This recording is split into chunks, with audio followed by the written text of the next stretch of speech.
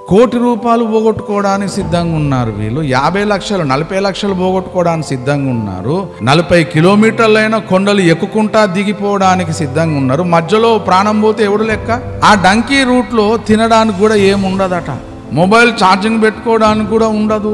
ఈ అక్రమంగా అమెరికాలో ప్రవేశించడానికి కోటి రూపాయలైనా పెట్టుకుంటున్నారు, లక్షలైనా ఖర్చు పెట్టుకుంటున్నారు, వాళ్ళ ప్రాణం పోగొట్టుకోవడానికైనా సిద్ధపడుతున్నారు కదా. మన ఆత్మీయ యాత్రలో మనకెందుకు ఆ తెగింపు రావడం లేదు? దేన్నైనా పోగొట్టుకోవడానికి ఇది ఇరుకైన మార్గము. పోతే పోని కోటి రూపాయలు అనుకుంటున్నాడు, పోతే పోని 50 లక్షలు అనుకుంటున్నారు, పోతే పోని ప్రాణం అనుకుంటున్నారు, లక్ష్య పెట్టడం లేదు. కొద్ది కాలము 3 నాళ్ళ ముచ్చట కోసం ఇంత శ్రమ అనుభవించినప్పుడు శాశ్వత జీవము కొరకు, నిత్యమైన రాజ్యము కొరకు, దేవుని సింహాసనం మీద కూర్చుండడానికి ఇంకెంత సహనము, ఓపిక, పోరాటము, త్యాగం మన లోపలికి రావాలి. ఏది నష్టపోవద్దు, రూపాయి నష్టం కావద్దు మనకు. ఒకరోజు ఉద్యోగం మానలేం మనం, ఒకరోజు వ్యాపారం మానలేం మనం.